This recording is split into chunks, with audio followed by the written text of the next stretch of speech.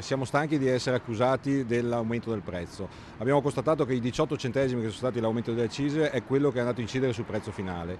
Spesso vengono contestate i prezzi sulle autostrade, ma in autostrada è sempre stato un prezzo più alto della rete ordinaria. Questo perché è dovuto al fatto delle royalty che vanno pagate ai gestori delle autostrade. I benzinai annunciano lo sciopero serrata dal 25 al 26 gennaio per protestare contro il governo e la scelta di reinserire le accise sul prezzo della benzina. Una misura che costa 1 miliardo al mese, dice il governo, e che risulta iniqua andando ad avvantaggiare tutti, anche i redditi più alti.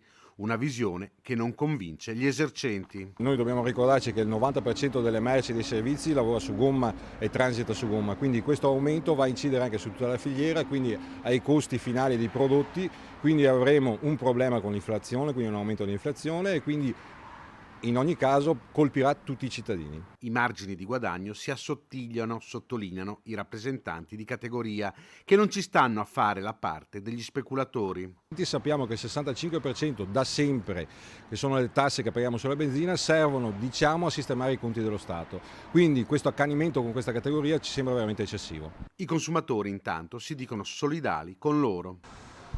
Gli scioperi sono corretti, poi bisogna comprendere se a volte danneggiano magari una fascia più ampia di cittadini, però se togliamo la possibilità di protestare. Certo, come tutte le cose ingiuste è giusto protestare.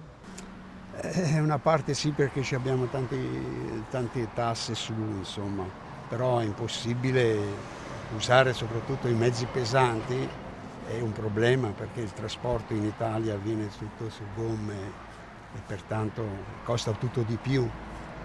Bisognerebbe trovare una soluzione per abbassare i costi. Forse hanno ragione, perché i margini di guadagno per loro probabilmente sono un po' esigui.